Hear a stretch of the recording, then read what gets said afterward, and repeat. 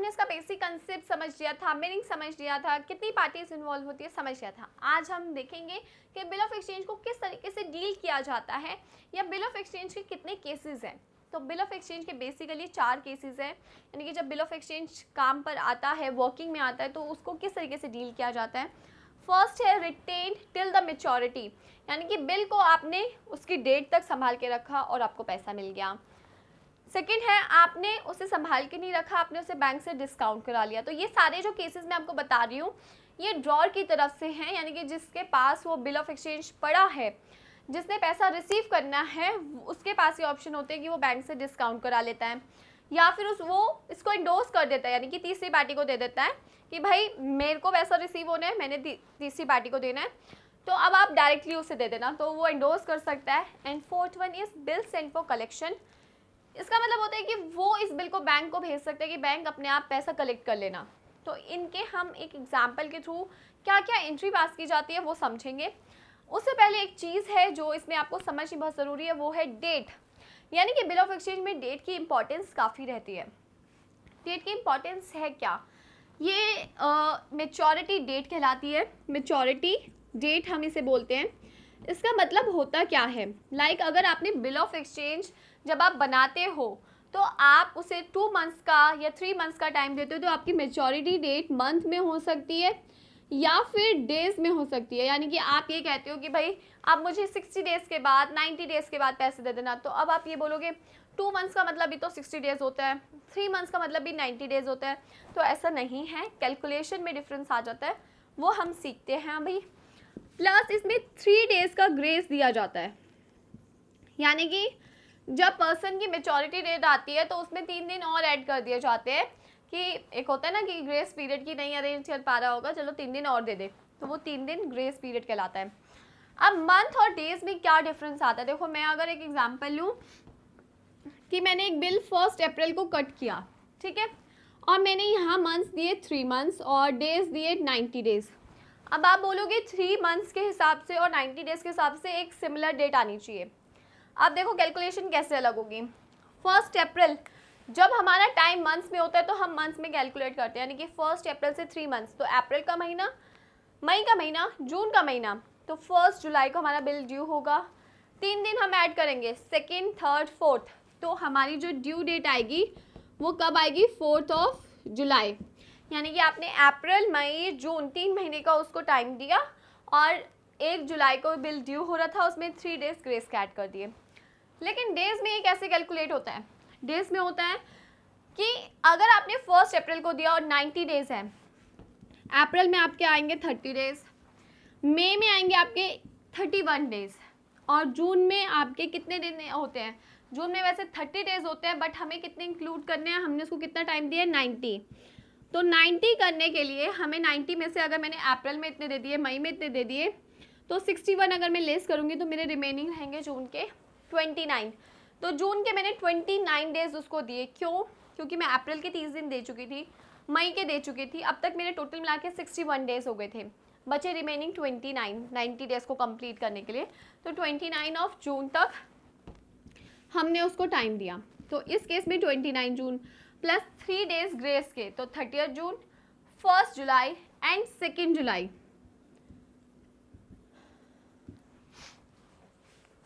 तो इस केस में हमारा 2 जुलाई को बिल ड्यू हो जाता है। तो ये डिफरेंस आ जाता है जब हमारा मंथ्स में और डेज़ में होता है। तो आई होप आप लोगों को ये पार्ट समझ आएगा, क्योंकि बिल ऑफ एक्सचेंज में डेज़ की बहुत इंपॉर्टेंस रहती है, यानी कि डेट की बेसिकली। तो ये पार्ट हम यहाँ पे फिनिश करते हैं। अब हम एक एग्जाम्पल के थ्रू इन चारों केसेस को समझेंगे। तो स्टार्ट करते हैं हम लोग।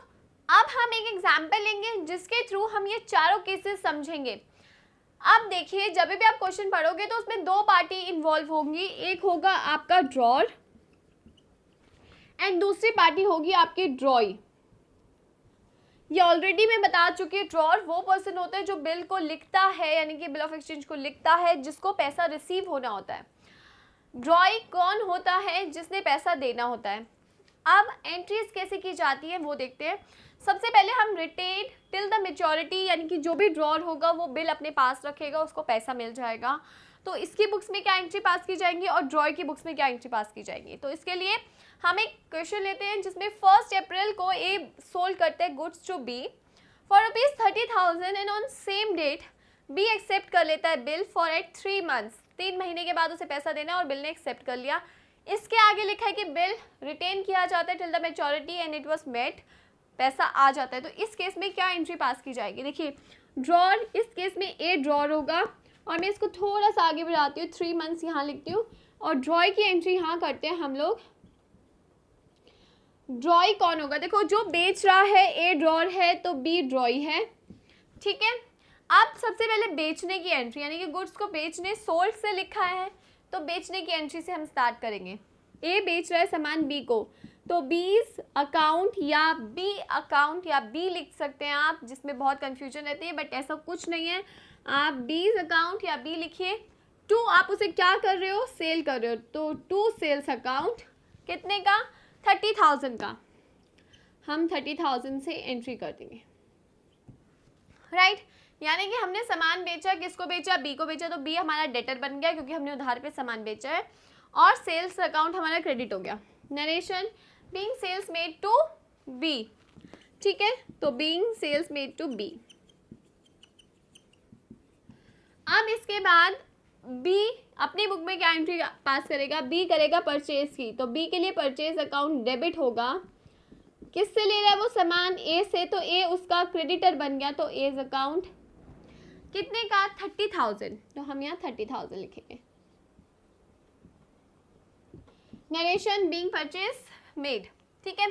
तो ये इसने बेचने की एंट्री करी, इसने खरीदने की एंट्री करी। इसके बाद आता है जब बिल एक्सेप्ट कर लिया जाता है। इसका मतलब ये होता है कि अब आप एक बिल रिसीवेबल और बिल्स पेबल अकाउंट में आ जाते हो जब बिल बन जाता है।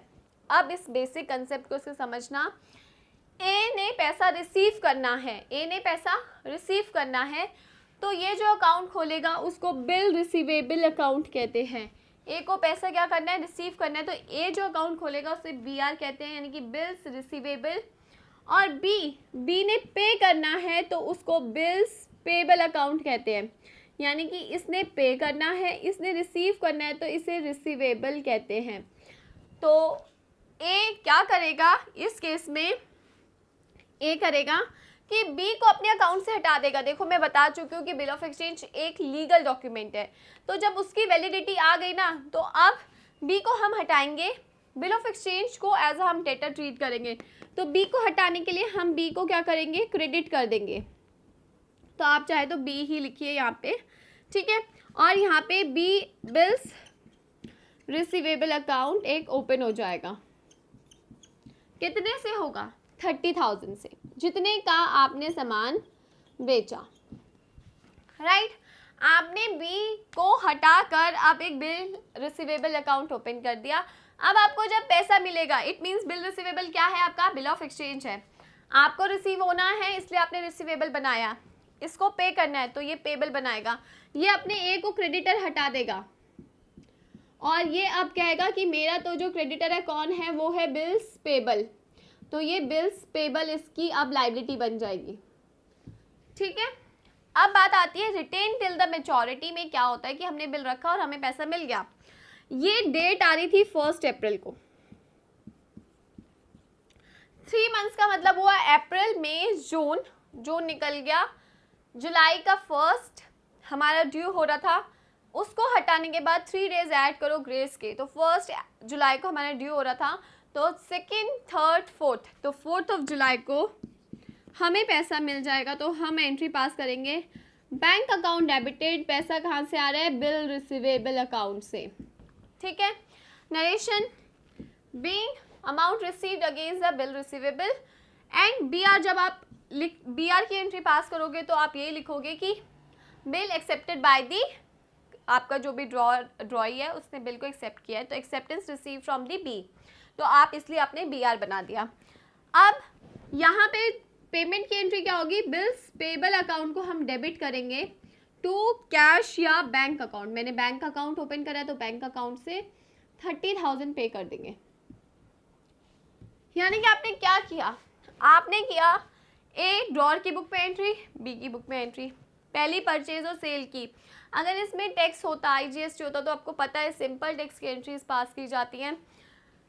यहाँ पे ऐसे सेल की एंट्री पास करी है, उसके बाद बी आर क्रिएट करने की, बी आर क्रिएट मतलब इसने अपना डेटर बी आर को बना दिया और फिर उसके अगेंस्ट पैसा रिसीव हो गया। जब भी हमें डेटर के अगेंस्ट पैसा रिसीव होता है, हमारे पास पैसा आ रहा है बैंक अकाउंट डेबिट, सॉरी हमारे पास पैसा आ रहा है बैंक अकाउंट डेबिट, कहाँ से आ रहा है, डेटर से आ रहा होता है तो हम डेटर को क्रेडिट करते हैं, यहाँ पे बी आर से आ रहा है तो बी आर को क्रेडिट किया। सेम इसने क्या किया, इसने परचेज की एंट्री करी, अपने क्रेडिटर को हटा के इसे बिल्स पेबल बना दिया कि अब इसने पैसा किसके अगेंस्ट पे करना है, इस बिल्स के अगेंस्ट जो उसके पास बिल ऑफ एक्सचेंज है। अब उसने पर्टिकुलरली ए को पैसा पे नहीं करना, उसे इस बिल्स पेबल को पे करना है, यानी कि जो बिल ऑफ एक्सचेंज उसके हाथ में आ गया है, अब वो किसी भी पर्सन के पास होगा उसे वो पैसा पे करना ही करना है। देन बीपी यानी कि उस बिल के अगेंस्ट जब वो पैसा देगा तो बीपी अकाउंट को डेबिट करके नलीफाई करेगा टू बैंक अकाउंट से उसके पैसा निकल जाएगा। तो ये नॉर्मल एंट्रीज पास की जाती है। सेम डेट इसमें आएंगी जो हमने यहाँ लिखी है। ये था रिटेन टिल द मैच्योरिटी। अब आता है डिस्काउंटेड विद बैंक। जब हम बैंक से डिस्काउंट करा लेते हैं बिल तो क्या एंट्री पास की जाती है। अब मैं आपको एक चीज़ बताती हूँ कि बी की बुक में इसका कोई इफेक्ट नहीं आएगा, बी को कोई मतलब नहीं है इससे। क्यों? क्योंकि ए को पैसे की अगर इमरजेंसी नीड पड़ जाए तो ए अपने बैंक में जाके इसको डिस्काउंट कराता है, तो इसमें बी को तो पता ही नहीं है कि भाई ए ने बैंक से डिस्काउंट करा लिया है। तो बी की बुक में परचेज की सेम बीपी क्रिएट करने की एंड पे करने की सेम एंट्रीज होगी। फ़र्क किस में आता है? फ़र्क आता है सिर्फ ड्रॉर की बुक में। और क्या फ़र्क आता है? देखो हमारी ये एंट्री सेम रहती है, सेल तो करी है हमने, बी आर सेम रहता है क्योंकि क्रिएट करा है हमने। रिसीव करने की बजाय हम क्या करते हैं, उसे बैंक से डिस्काउंट करा लेते हैं। तो इस केस में हमारी एंट्री चेंज हो जाती है, हमारी एंट्री हो जाएगी bank account debited, discount, charge account debited या चार्जेस अकाउंट डेबिटेड टू किसके अगेंस्ट? B R. इसका मतलब क्या हुआ कि अगर मैं यहाँ पे लिखूँ 10% से हमने डिस्काउंट कराया ऑन अ सेम डे, यानी कि 1 अप्रैल को ही हमने उसे बैंक से डिस्काउंट करा लिया। अब बैंक क्या करेगा इस केस में? बैंक करेगा कि 30,000 हमें 3 महीने बाद मिलने हैं। हम बैंक के पास आज ले जा रहे हैं और बैंक से कह रहे हैं भाई हमें आज आप ये 30,000 दे दो। बैंक कहेगा कि भाई ये तो 3 महीने बाद आने हैं। हम कहेंगे कि कोई बात नहीं, लीगल डॉक्यूमेंट है, 3 महीने बाद आप ले लेना। तो बैंक कहेगा कि अच्छा ओके, मेरे को इसके चार्जेस काटने पड़ेंगे। तो वो चार्जेस कैसे काटते हैं वो देखो, 30,000 अमाउंट था, बैंक का एक पर्टिकुलर रेट होता है 10% पर एनम, वटएवर 10% हो सकता है, 12% हो सकता है, 9% हो सकता है। अब आपको यहाँ पे टाइम देखना है, आप कितने महीने पहले उसे डिस्काउंट करा रहे हो? 3 महीने पहले, वो आपको 3 महीने बाद मिलना था। तो आप यहाँ पे 3/12 लिखोगे। अगर आप 2 महीने पहले करा रहे होते तो 2/12 लिखते। अब इसको सॉल्व कर देंगे। 750 बैंक चार्जेस काटेगा, तो 750 अगर बैंक चार्ज काट भी दे तो 30,000 में से अगर 750 चले गए तो हमारे पास बचे 29,250। तो हम 30,000 के अगेंस्ट 29,250 रिसीव करेंगे। 750 हम चार्जेस में पे कर दिए और कहाँ से आए पैसे? बीआर से आए। अब जब मेच्योरिटी डेट आएगी तो बैंक के पास अगेन 30,000 आ जाएंगे। तो इसको पता भी नहीं है, इसने तो बीपी के अगेंस्ट पे करने हैं और वो बीपी कहाँ पे है? बैंक के पास है, तो बैंक उसे रिसीव कर लेगा। तो ये था डिस्काउंट जब हम कराते हैं बैंक से। थर्ड केस है हमारा एंडोर्स। जब हम उसे एंडोर्स कर देते हैं, यानी कि इस केस में ए के पास पैसे आने थे, ठीक है। अब ए क्या कर रहा है इस केस में कि ए ने देने भी है किसी को पैसे। सपोज करो ए ने सी को पैसे देने हैं।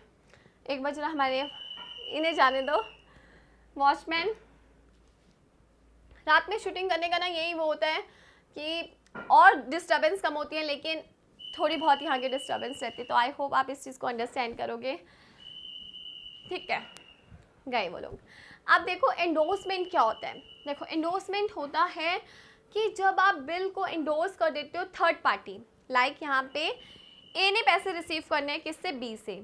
लेकिन ए ने अगर यही 30,000 किसी को देने हो, सपोज करो सी को देने हैं, तो ए क्या करेगा, ये बी आर सी को पकड़ा देगा कि भाई बी ने जब पैसे मुझे देने हैं ना, मेरे से अच्छा है वो तुझे दे दे, क्योंकि मैंने भी तो तुझे देने ही है, तो इससे अच्छा है कि बी ही तुझे डायरेक्ट दे दे। तो इस केस में हम बी आर को ना सी को दे देते हैं।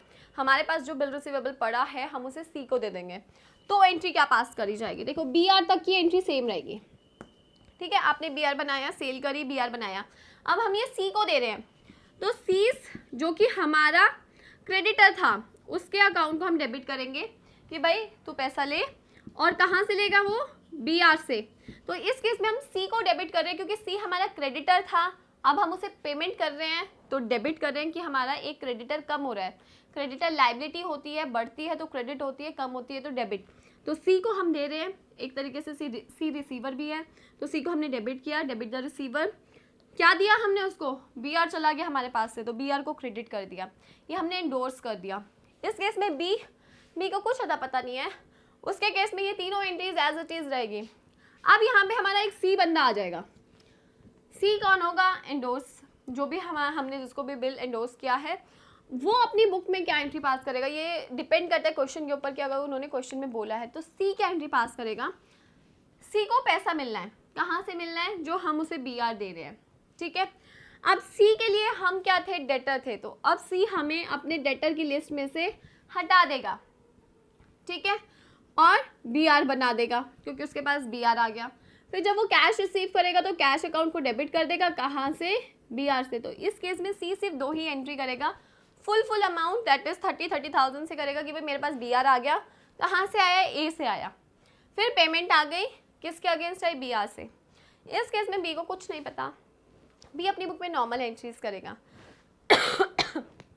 नेक्स्ट आगे बढ़ते हैं, bill sent for collection. Bill sent for collection का क्या मतलब होता है कि आपने बिल अपने पास ना रखते हुए अपने बैंक को दे दिया, ठीक है, और बैंक को बोला कि जब पैसा आएगा तो आप रिसीव कर लेना। इस केस में क्या एंट्री पास की जाती है, देखो इस केस में आपका बी आर बनेगा, यहाँ तक की एंट्री सेम रहेगी।